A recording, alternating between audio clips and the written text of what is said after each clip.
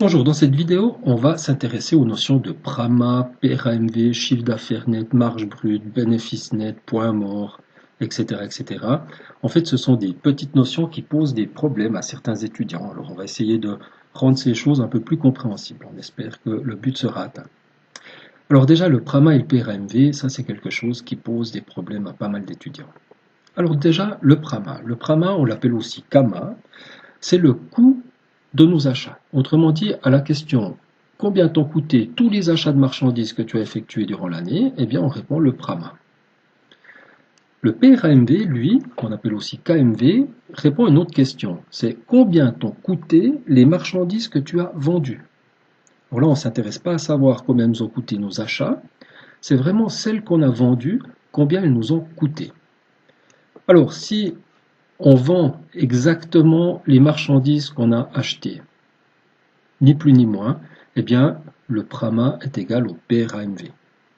Par contre, dans tous les autres cas de figure, eh bien, PRAMA et PRAMV ne seront pas identiques. Alors, on va un petit peu voir maintenant un premier cas. Le PRAMA qui est supérieur au PRAMV. Donc, je rappelle, le PRAMA, c'est le coût de mes achats, et le PRAMV, c'est le coût des marchandises que j'ai vendues. Donc ici, si j'ai un coût d'achat supérieur au coût des ventes, eh bien, ça veut dire que j'ai trop acheté de marchandises. On n'a pas pu tout vendre, et puis, du coup, le stock a augmenté. Alors, on va voir une petite illustration. Alors, admettons que on achète 5 bouteilles à 1,50 franc pièce. Donc, le PRAMA, le coût des achats, c'est 5 fois 1,50 franc, 7,50. Et le but, c'est de les vendre.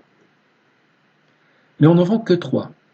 Et du coup, quand on nous dit quel est le coût d'achat des marchandises que tu as vendues, on va dire on a vendu 3 bouteilles qui nous ont coûté 1,50 franc chacune, donc 4,50.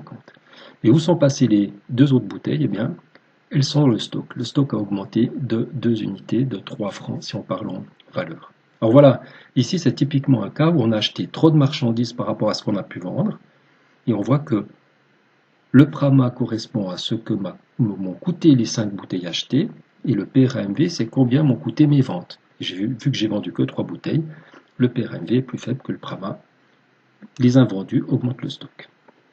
Dans le cas inverse, c'est le PRAMA qui est inférieur au PRAMV, c'est-à-dire que là, mes achats n'ont pas suffi. J'ai vendu plus que ce que j'ai acheté.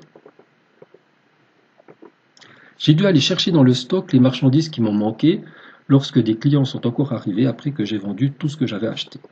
Et du coup, ce stock diminue. Alors voilà l'exemple, j'achète 3 bouteilles. Donc combien te coûtent tes achats? 3 fois 1,50 franc. Donc le PRAMA, c'est 4,50, c'est le coût de mes achats. On voit dans la petite maison qu'il y a une petite bouteille qui est en stock. Et puis lorsque je vends justement, eh bien j'en vends 4. Et du coup, le coût de mes ventes est supérieur au coût de mes achats.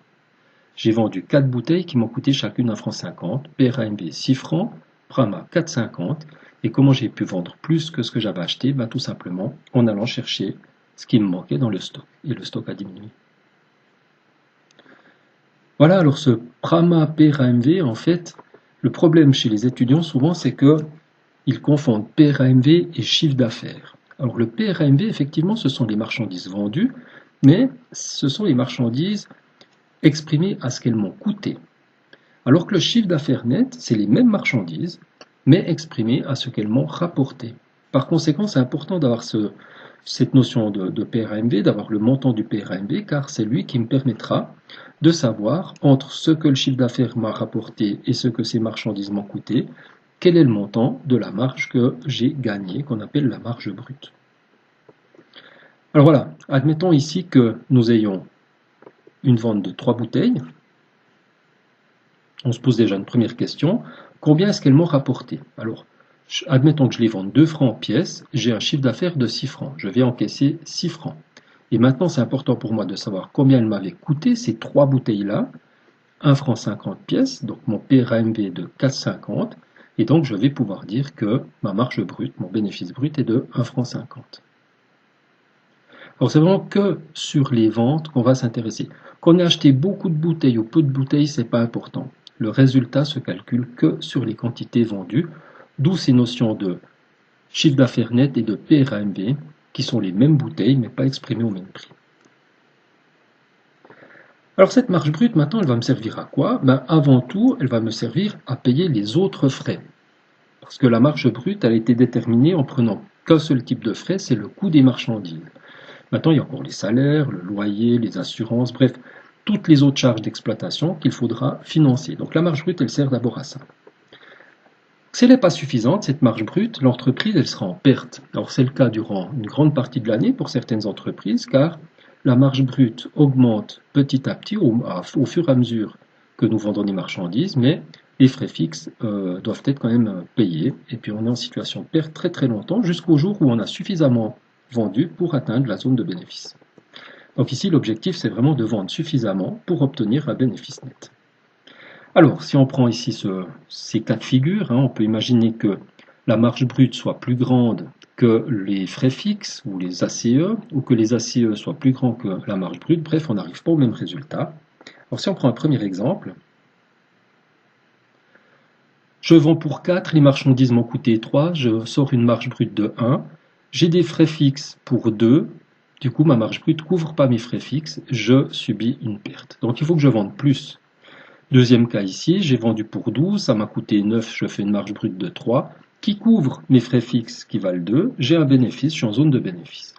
Puis entre les deux, on pourrait imaginer qu'on atteigne une marge brute qui soit équivalente aux autres charges d'exploitation, et du coup je suis en zone de ni bénéfice ni perte. C'est ce qu'on appelle le point mort, ça fait l'objet d'un chapitre entier de comptabilité, ce seuil de rentabilité. Voilà, alors j'espère que cette petite vidéo vous a permis de mieux cerner ces notions de PRAMA, PRAMV, le fait que le chiffre d'affaires net et le PRAMV concernent les mêmes bouteilles mais pas au même prix, à quoi sert la marge brute, pourquoi il y a un bénéfice net ou une perte nette, et puis que maintenant vous serez un petit peu plus à l'aise dans ce genre de chapitre.